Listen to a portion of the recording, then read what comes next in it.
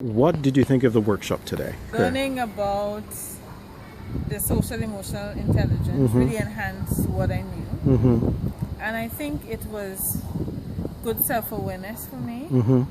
And it was good motivation as well into the work that I do, and it was kind of helping me to refill, even if maybe that was not the intention.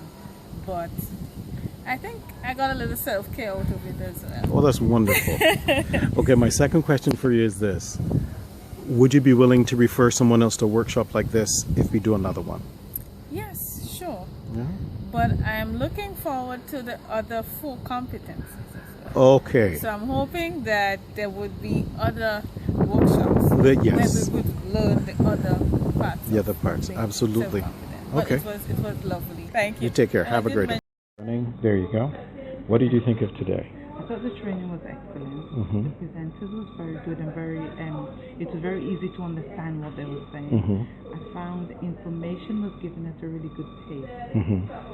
However, because we were finishing a little bit late, I wasn't able to get all the in stuff with the roundup, but everything else I thought was really good. Okay. The content was excellent. So my last question for you would be this then, because I know you have to leave.